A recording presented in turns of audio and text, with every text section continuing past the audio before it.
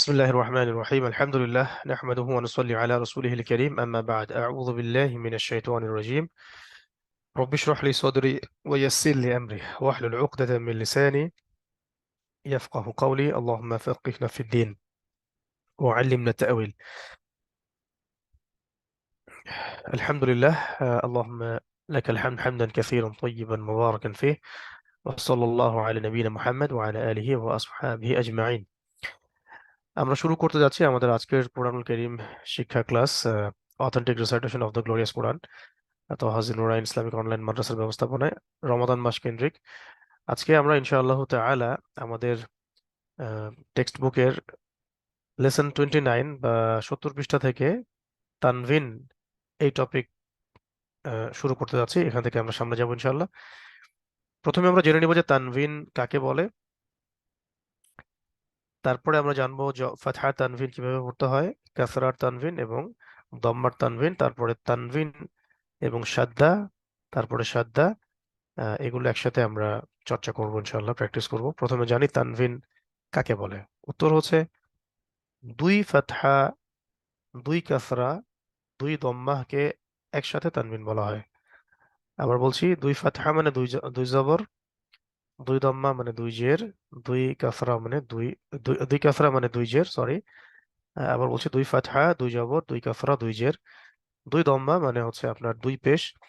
এটাকে একসাথে আমরা তানভিন বলি, বা সহজ বাংলাতে আমরা যেভাবে শিখেছি ছোটবেলা থেকে, দুই জবর, দুই জের, দুই পেশকে তানভিন বলা হয়। এটাই আরবি দিয়ে বললে আমরা বলি দুই ফাতহা, দুই কাসরা, দুই দম্মাকে তানভিন বলা হয়। এটা যখন আসবে চিহ্নের উপরে, সরি মানে কোনো অক্ষরের উপরে, তখন আমরা আহ, একটা এক্সট্রা নুন অ্যাড করে পড়বো, এক্সট্রা একটা নুন যুক্ত করে পড়বো। যেমন এক্সাম্পল, যে মিম জবর আগে পড়তাম মা, এখন আমরা পড়বো মিম দুই জবর মান। মিম দুই জবর মান, অতিরিক্ত একটা নুন, এন, দন্তের ন, এটা চলে আসবে আহ, হারকতের পরে। হরকত দিয়ে পড়লে হতো মিম জবর মা, এখন হচ্ছে মিম জবর মা প্লাস নুন ইজ ইকুয়াল টু মিম দুই জবর মান। মিম দুই জবর মান, মিম দুই জবর মান, ব্যাস এইভাবেই। বা দুই জবর বান, ওয়াও দুই জবর ওয়ান, ফা দুই জবর ফান। খেয়াল করে দেখবেন যে এগুলোর পাশে মদের যে আলিফটা আছে এক্সট্রা, যে আমরা নর্মালি পড়তাম মিম আলিফ জবর মা, এখানে যদি তানভিন না থাকতো তাহলে, তো তানভিন আসার কারণে ওই মদের যে আপনার হরফটা বা মদের যে টানের যে ব্যাপারটা, এক আলিফ, এটা আর করতে হবে না, শুধু মিম দুই জবর মান পড়তে হবে।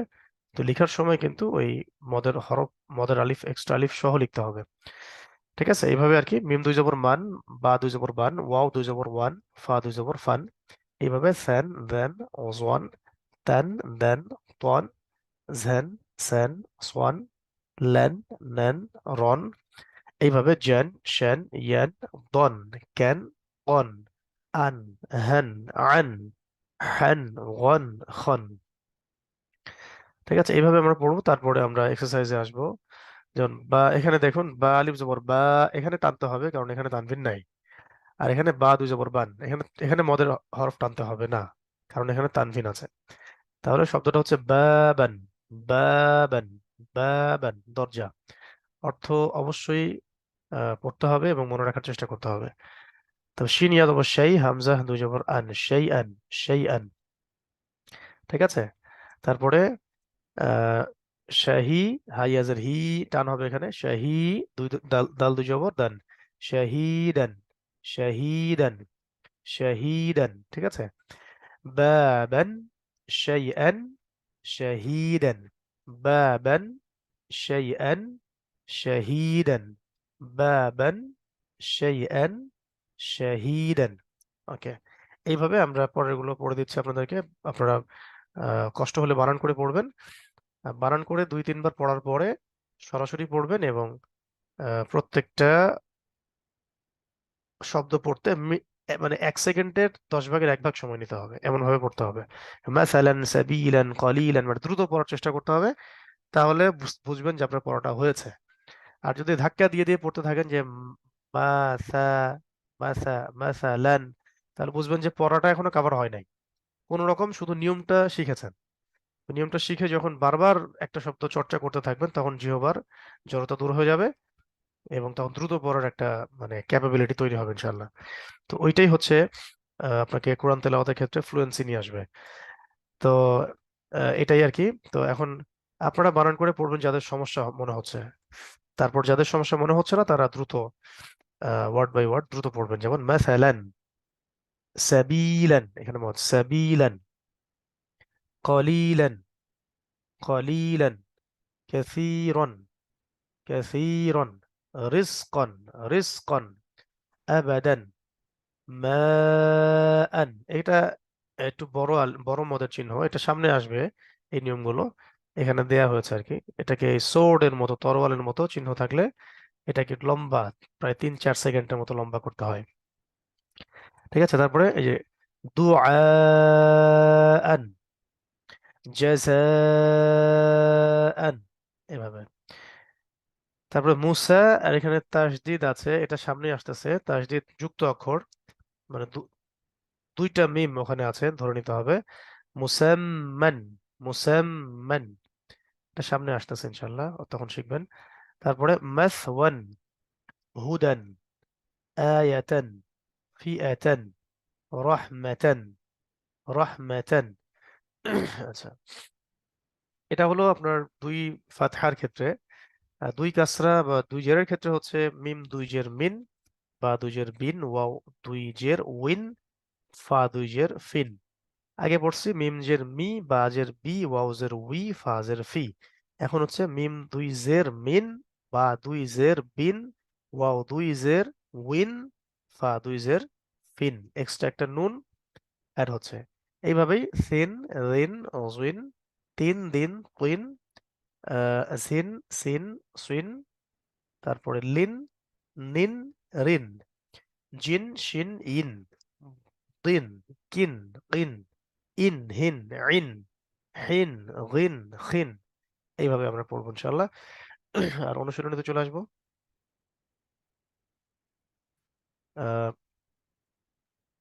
আজালিন, আজালিন, তারপরে আহাদিন, ওয়ালাদিন, মতরিন, নাফসিন, নাফসিন, বাዕদিন, বাዕদিন, ফদলিন, ফদলিন, রিজকিন। ঠিক আছে, আযীমিন, আযীমিন, এখানে মত আছে, আযীমিন, রহিমিন, নাযীরিন, নাযীরিন, বাঈদিন, বাঈদিন, বাগিন, বাগিন, বাবিন, সিরাতিন, সিরাতিন, সিয়ামিন, সিয়ামিন, ওয়াহিদিন, ওয়াহিদিন, হাসিদিন, হাসিদিন, বিসুরাতিন, বিসুরাতিন, মত খেয়াল করে পড়বো, বিসুরাতিন, মুস্তাকিমিন, মুস্তাকিমিন, শাইইন, শাইইন, বাইতিন, বাইতিন, কওমিন, কওমিন, ইয়াউমাইযিন, ইয়াউমাইযিন, তারপরে ক্বরইয়াতিন, ক্বরইয়াতিন, নি'মাতিন, নি'মাতিন, দলালিন, দলালিন, লামে খারা জবর আছে, দলালিন, ইলাহিন, ইলাহিন, কালিমাতিন, কালিমাতিন, জুলুমাতিন, জুলুমাতিন, সুলতানিন, সুলতানিন, সামাওয়াতিন, সামাওয়াতিন। আশা করি বুঝতে পেরেছেন। এইভাবেই আমরা দুই দম্মাও কভার করব। দুই দম্মা মানে দুই পেশ। আগে পড়েছি মিম পেশ মু, বা পেশ বু, ওয়াও পেশ ভু, ফা পেশ ফু।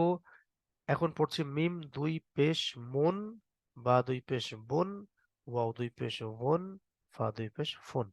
মানে সবগুলোর শেষে এক্সট্রা করে একটা এন যোগ হবে আর কি, নুন যোগ হবে। ঠিক আছে, তারপরে সুন, রুন, ওজুন, তুন, দুন, তুন, ঝুন, সুন, সুন, লুন, নুন, রুন, জুন শুন, ইউন, দুন কুন, উন, উন হুন, উন, হুন, গুন, খুন। এইভাবে করে পড়বো। অনুশীলনী চলে আসি। এটা হলো আমাদের দুই নম্বর অনুশীলনী, দুই পেশের। মালাকুন, মালাকুন, তারপরে মালিকুন, তারপরে বাশারুন, লাইবুন, যিকরুন, আমরুন, কিতাবুন, মদ আছে, কিতাবুন, বায়ানুন, ফাউজুন, খয়রুন, ওয়াইলুন, খাউফুন, সামিউন, সামিউন, বাসীরুন, বাসীরুন, আলিমুন, আলিমুন, খবীরুন, খবীরুন, রাসূলুন, রাসূলুন, কারীমুন, কারীমুন, আজিজুন, আজিজুন, তারপরে কদিরুন, কদিরুন, হাকিমুন, হাকিমুন, শদীদুন, শদীদুন, জামিউন, জামিউন, মুবিনুন, মুবিনুন, তারপরে সগীরুন, সগীরুন, কাবীরুন, কাবীরুন, করিবুন, করিবুন, বাঈদুন, বাঈদুন, গফুরুন, গফুরুন, ফরিকুন, ফরিকুন, সালামুন, সালামুন, বালাগুন। ঠিক আছে? আশা করি বুঝতে পেরেছেন। আহ, কোনো সমস্যা হচ্ছে কিনা, বুঝতে পারছেন কিনা জানাবেন চ্যাট বক্সে। যদি বেশি হয় তাহলে স্টপ করব, যদি নিতে পারেন তাহলে আরো পড়া দেবো ইনশাল্লাহ।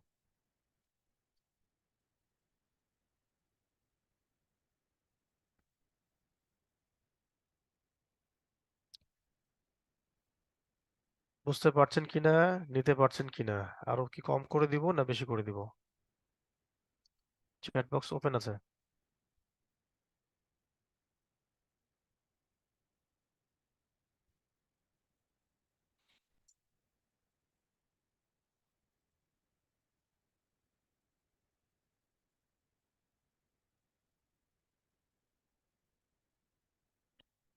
আপনারা কি ভয়েস শুনতে পারছেন?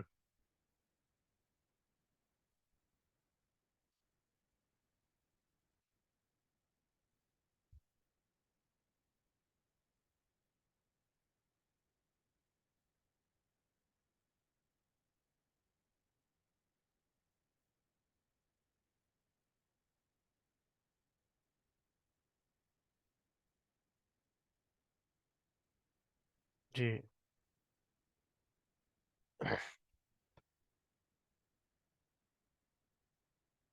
পড়া কি এই পর্যন্ত থাকবে না আরো পড়া বাড়াই দিব?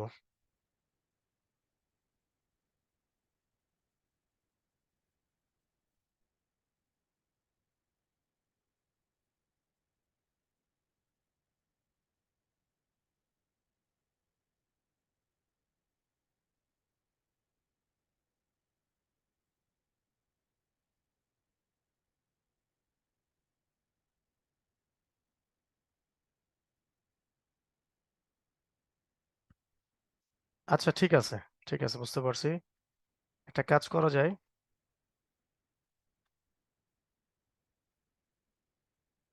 সমস্যা নেই, আপনার তো ডেইলি ক্লাস, আপনাদের সমস্যার কিছু নাই। আচ্ছা, ঠিক আছে, তানভিন, তানভিন পর্যন্ত থাক, দুই জবর দুই জের দুই পেশে তানভিন পর্যন্ত থাক। আর প্রায় পেজ নাম্বার 75 চলে এসেছি আমরা। আমাদের হয়তো আর 4টা থেকে 5টা ক্লাস পরে আমরা ইনশাল্লাহ কোরআন হাতে নিতে পারবো, আশা করছি ইনশাআল্লাহ তাআলা। তো সময় আমরা যতটুকু আছে, আমরা 15 মিনিট আমরা হাদিস গুলো আপনাদেরকে একটু পড়ানোর চেষ্টা করছি।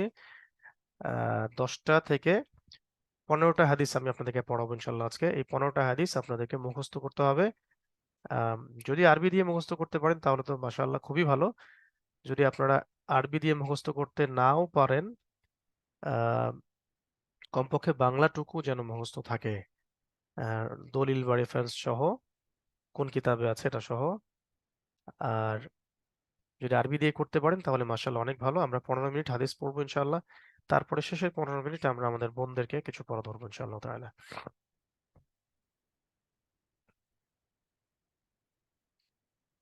জি, আমরা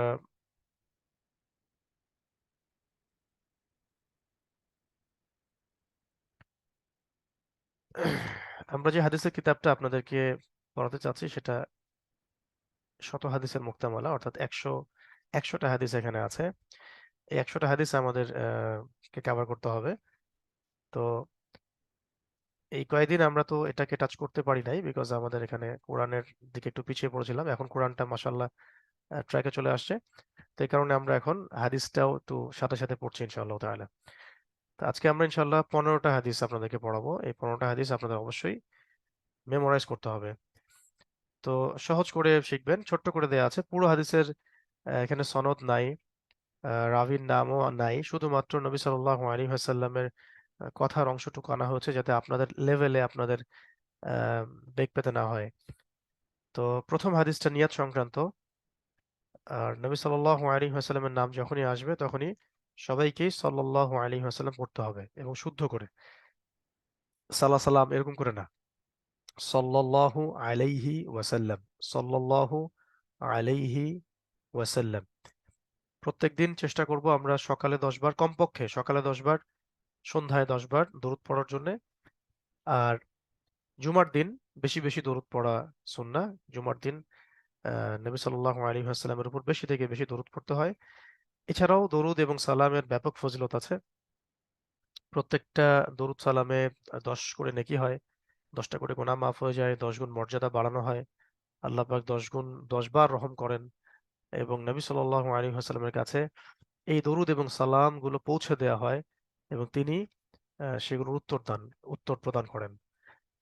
তো প্রথম হাদিসটা হলো ক্বালা রাসূলুল্লাহ সাল্লাল্লাহু আলাইহি ওয়াসাল্লাম ইন্নামাল আ'মালু বিন্নিয়াত। সবাই আমরা হাদিসে জানি আসলে ইন্নামাল আ'মালু বিন্নিয়াত। ক্বালা মানে বলেছেন রাসূলুল্লাহ, আল্লাহ রাসূল সাল্লাল্লাহু আলাইহি ওয়াসাল্লাম কি বলেছেন? ইন্নামা নিশ্চয়ই, আল আমাল আমলগুলো, বিন্নিয়াত নিয়াতের উপর, মানে নিয়াতের উপর নির্ভর করে। ইন্নামাল আমালু বিন্নিয়াত, নিঃসন্দেহে নিশ্চয়ই আমলগুলোর ফলাফল বা প্রতিদান তার নিয়াতের উপর নির্ভর করে। সহিহ বুখারী হাদিস। 2 নম্বর, ক্বালা রাসূলুল্লাহ সাল্লাল্লাহু আলাইহি ওয়াসাল্লাম, রাসূলুল্লাহ সাল্লাল্লাহু আলাইহি ওয়াসাল্লাম বলেছেন, রাসূলুল্লাহ সাল্লাল্লাহু আলাইহি ওয়াসাল্লাম বলেছেন, ইন্নামাল আ'মালু বিল খাওয়াতিম, ইন্নামাল আ'মালু বিল খাওয়াতিম। ইন্নামা নিশ্চয়ই, আল আমাল মানে আমল সমূহ বা কাজগুলো। এর আগে পড়লাম ইন্নামাল আমালু বিন নিয়াত, আমলগুলো নিয়াতের উপর নির্ভর করে। এখন পড়ছি ইন্নামাল আমালু বিল খাওয়াতিম, আমলগুলো তার শেষ অবস্থার উপর নির্ভর করে। হ্যাঁ, আমলগুলো তার শেষ পরিণতির উপরে, শেষ অবস্থার উপরে ডিপেন্ড করে। মানে ধরেন একজন ব্যক্তি খুব ভালো ছিল, তারপরে জীবনের কোনো একটা ক্ষেত্রে সে পথভ্রষ্ট হয়ে গেল এবং এই অবস্থায় সে চলতে চলতে চলতে নাউজুবিল্লাহ ওই অবস্থায় তার মৃত্যু হলো। তাহলে শেষ অবস্থাটা তার ভালো হলো না। তো যেহেতু ভালো হলো না, এই কারণে আহ, এমন হতে পারে যে শেষ অবস্থা ভালো না হওয়ার কারণে সে জান্নাত থেকে মাহরুম হয়ে গেল, এমনও হতে পারে নাউজুবিল্লাহ। আবার কোনো ব্যক্তি হয়তো দেখা যাচ্ছে যে জীবনের একটা পর্যায় পর্যন্ত আহ হেদায়েতের পথে ছিল না, আল্লাহ দ্রোহিতার উপর ছিল, কিন্তু মাশাআল্লাহ কোনো একদিন আল্লাহ পাক বা কোনো একভাবে আল্লাহ রাব্বুল আলামিন তাকে হেদায়েত প্রদান করেন এবং সে পুরো জিন্দেগি, বাকিটা জিন্দেগি সে হেদায়েতের উপর অটল থাকে, ঈমান আমল, বিশুদ্ধ আকীদা এবং আমলের উপর অটল থাকে, আল্লাহর পথে কাজ করতে করতে শেষ পরিণতি এইভাবে সে দুনিয়া থেকে চলে যায়। তখন যে শেষ পরিণতি তার ভালো হলো, এর ফলশ্রুতিতে ইনশাআল্লাহ তাআলা আল্লাহ রাব্বুল আলামিন তাকে জাহান্নাম থেকে বাঁচিয়ে জান্নাত প্রদান করবেন ইনশাআল্লাহ। তো এই জন্য আমাদের সবসময় প্রত্যেকটা কাজের মানে ক্ষেত্রে মনে রাখা দরকার যে প্রত্যেকটা কাজ আমাদের যেন সুন্দর হয় এবং কোরআন সুন্নাহ মোতাবেক হয়, সহিহ হয়, মানে পথভ্রষ্টতার উপর আমরা না থাকি এবং আহ, যখন ভুল পথে আছি বলে মনে হচ্ছে তখন ডিলে না করা, তওবা করতে ডিলে না করা। তো এই জিনিসগুলো আমরা খেয়াল রাখবো। এই হাদিসটা আমাদেরকে খুব একটা চমৎকার মেসেজ প্রদান করে, ইন্নামাল আমালু বিল খাওয়াতিম, আমলগুলো শেষ পরিণতির উপর ডিপেন্ড করে। আমরা বলি না কথায় যে শেষ ভালো যার সব ভালো তার, এটাও সহিহ বুখারীর মধ্যে হাদিস আসছে। এরপরে আসে ঈমান সংক্রান্ত হাদিস। ক্বালা রাসূলুল্লাহ সাল্লাল্লাহু আলাইহি ওয়াসাল্লাম, রাসূলুল্লাহ সাল্লাল্লাহু আলাইহি ওয়াসাল্লাম বলেছেন, আল হায়াউ শু'বাতুম মিনাল ঈমান, আল হায়াউ শু'বাতুম মিনাল ঈমান। আল হায়া মানে হলো লজ্জা বা লজ্জাশীলতা। শুআবা মানে হচ্ছে শাখা, মানে স্পেশাল একটা শাখা। মিনাল ইমান, ইমানের। লজ্জাশীলতা হচ্ছে ইমানের একটা বিশেষ শাখা, যেটা আমাদের সোসাইটি থেকে দিন দিন বিদায় নিচ্ছে আর কি। ঠিক আছে, লজ্জাশীলতা আমাদের সোসাইটি থেকে দিন দিন কিন্তু বিদায় নিচ্ছে। একটু গৌর করে লক্ষ্য করলে বুঝতে পারবেন। আল হায়া ও শুআবাতু মিনাল ঈমান, অথচ এই লজ্জাশীলতা হচ্ছে ঈমানের একটা বিশেষ শাখা। এটা একটা হাদিসের অংশ বিশেষ। আহ, পুরো হাদিসটা এমন ছিল যে নবী সাল্লাল্লাহু আলাইহি ওয়াসাল্লাম বলেছিলেন যে ঈমানের মানে 70-এর বেশিও শাখা আছে, 70টার বেশি শাখা আছে। তা আফদালুহা, এর সবচেয়ে উত্তম শাখা হচ্ছে কাউলু লা ইলাহা ইল্লাল্লাহ। আর লা ইলাহা ইল্লাল্লাহ, এই সাক্ষ্য দেওয়াটা হচ্ছে ঈমানের সবচেয়ে উঁচু শাখা। ওয়া আদনাহা, এবং ঈমানের সবচেয়ে নিচু শাখা হচ্ছে ইমাতাতুল আযান আনিত তরিক, রাস্তা থেকে কষ্টদায়ক যে বস্তুগুলো আছে এগুলোকে সরায় ফেলা। এটা হচ্ছে ঈমানের সবচেয়ে নিচের শাখা। এটা বলার পরে নবী সাল্লাল্লাহু আলাইহি ওয়াসাল্লাম বলেছিলেন আল হায়াউ শুআবাতু মিনাল ঈমান। আর জেনে রাখো যে লজ্জাশীলতা ঈমানের একটা স্পেশাল শাখা। অন্য একটা হাদিসে আমরা পড়েছিলাম যে ইযা লাম তাস্তাহি ফাসনা' মা শি'ত। একটা বিখ্যাত হাদিস আছে যে প্রত্যেক আম্বিয়া কেরাম তার উম্মতকে যে বার্তাটা দিয়েছেন, একটা কমন বার্তা। প্রত্যেক আম্বিয়া কেরাম তার উম্মতকে যে একটা কমন একটা বার্তা দিয়েছেন, তার মধ্যে এটা অন্যতম যে এই বার্তাটা ইযা লাম তাস্তাহি ফাসনা' মা শি'তা। যখন তোমার লজ্জা বলে কিছু থাকবে না, তখন তুমি যা ইচ্ছা তাই করতে পারো। তো এটা হলো লজ্জাশীলতা সংক্রান্ত, ঈমান সংক্রান্ত। ৪ নম্বর হাদিস শরীফ। ক্বালা রাসূলুল্লাহি সাল্লাল্লাহু আলাইহি ওয়াসাল্লাম, রাসূলুল্লাহ সাল্লাল্লাহু আলাইহি ওয়াসাল্লাম বলেছেন যে আত-তুহুরু শাতরুল ঈমান, আত-তুহুরু শাতরুল ঈমান, আত-তুহুরু শাতরুল ঈমান। তুহুর মানে হচ্ছে পবিত্রতা, শাতরুল ঈমান, শাতর মানে অর্ধেক, আর ঈমান মানে ঈমান। পবিত্রতা হচ্ছে ঈমানের অর্ধাংশ। পবিত্রতা হচ্ছে ঈমানের অর্ধাংশ। এটাকে দুই ভাগে ব্যাখ্যা করা যায়। একটা হলো পবিত্রতা বলতে আমরা বাহ্যিক পবিত্রতা বুঝি, যেমন ওযু, গোসল, হ্যাঁ, তারপরে হায়েজ নেফাস থেকে পবিত্র হওয়া, তারপরে জুনুবী অবস্থা থেকে পবিত্র হওয়া, কাপড় পাক রাখা, মানে ইত্যাদি ইত্যাদি, বসত বাড়ি পাক রাখা, নামাজের স্থান পাক রাখা। আরেকটা পবিত্রতা হচ্ছে অন্তরের পবিত্রতা, যে অন্তরটাকে সমস্ত রকম শিরিক থেকে মুক্ত রাখা, কুফরি থেকে মুক্ত রাখা, মুনাফিকি থেকে মুক্ত রাখা। তারপরে আপনার আহ আর কি বলবো, হিংসা, বিদ্বেষ, গীবত, পরশ্রী কাতরতা, লোভ, ঘৃণা, মানে এই যে অহংকার, এই যে বিষয়গুলো অন্তরের সাথে সম্পৃক্ত, অন্তরের ত্রুটি, এগুলো থেকে মনকে বা হৃদয়কে পবিত্র রাখাটাও পবিত্রতার ব্যাখ্যা। তো এটা ইমানের অর্ধেক এখানেই পূর্ণ হয়ে যায়, যদি আমরা এভাবে বাহ্যিকভাবে এবং অভ্যন্তরীণভাবে আমরা যদি নিজেদেরকে পবিত্র রাখতে পারি। আল্লাহ পাক তৌফিক দান করেন করেন আমিন।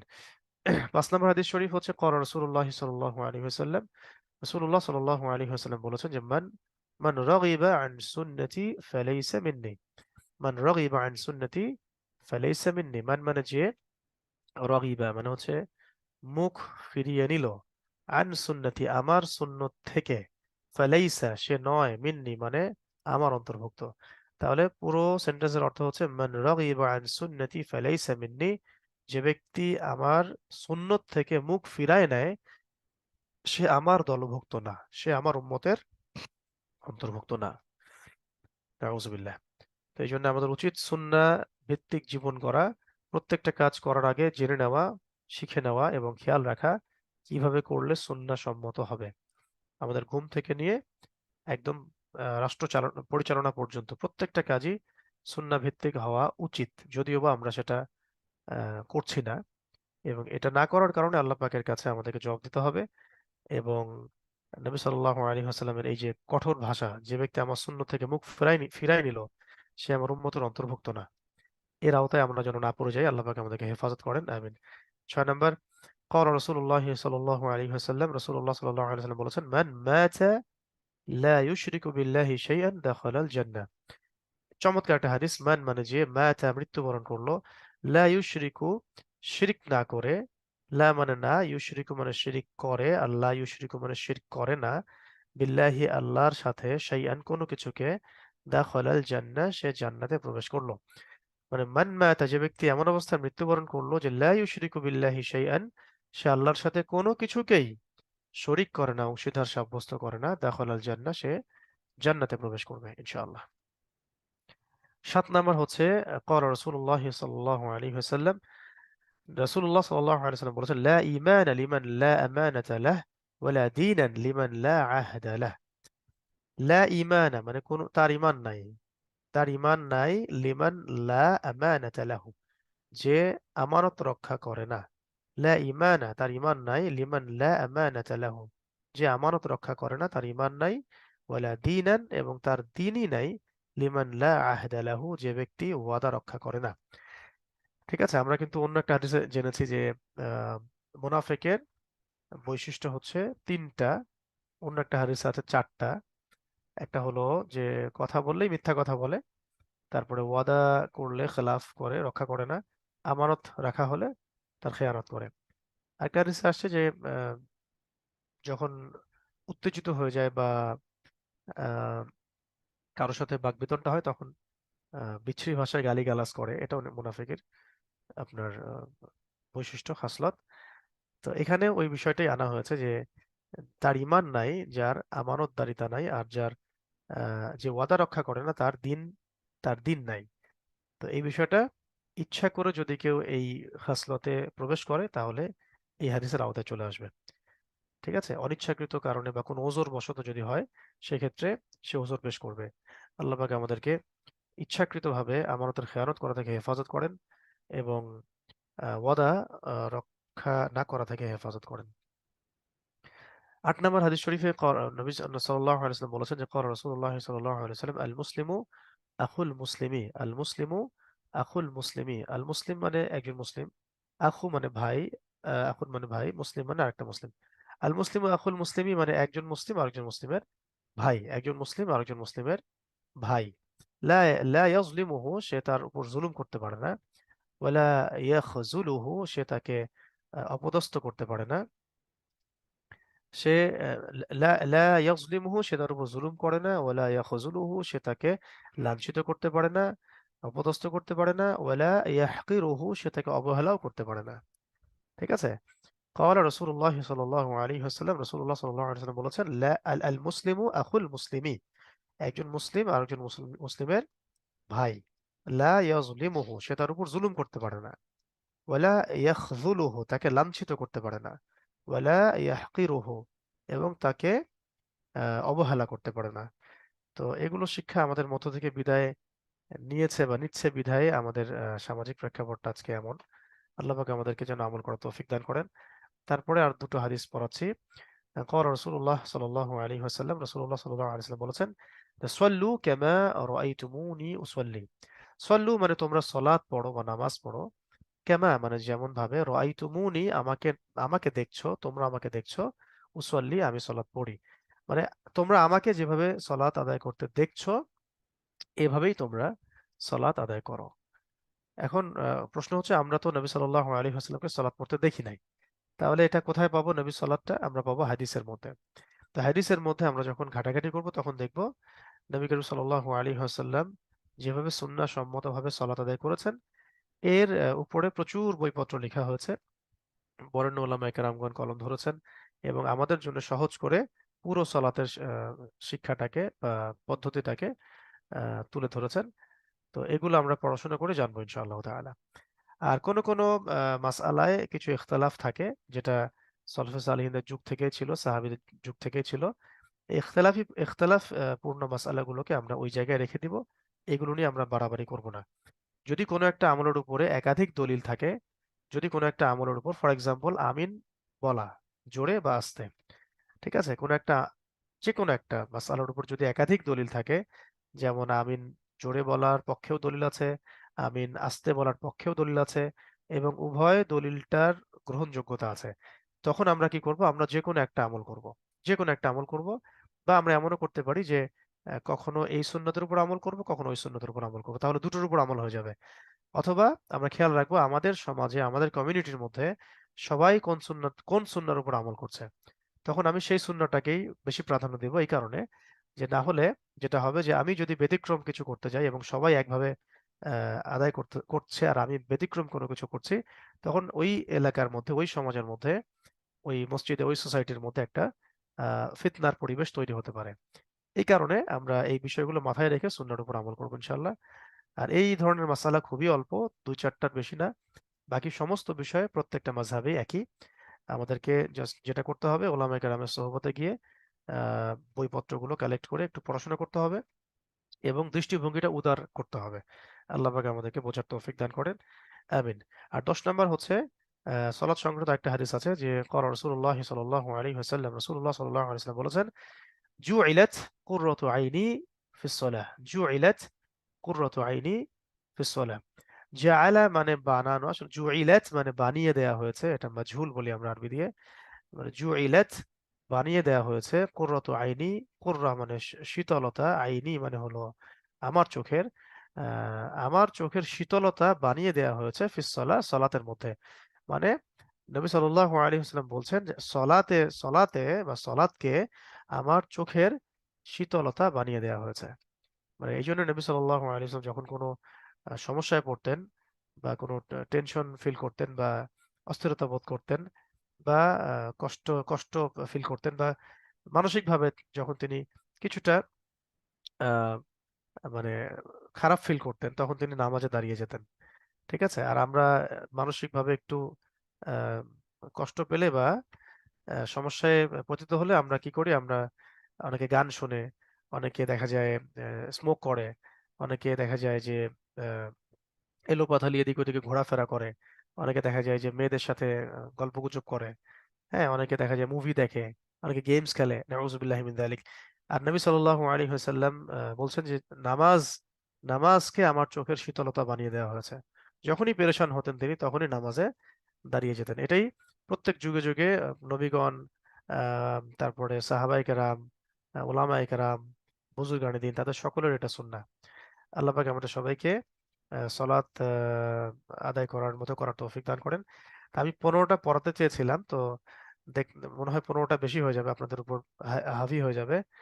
তো 10টাই থাক, 10টা মুখস্থ করতে হবে, 10টা হাদিস মুখস্থ করতে হবে। আর কোরআন অংশে যেটা পড়া দিলাম একদম পেজ নাম্বার কত পর্যন্ত, 75, একদম 75 পেজ পর্যন্ত কোরআনে পড়া থাকবে। আর হাদিসের মধ্যে পড়া থাকবে 10টা হাদিস ইনশাআল্লাহ।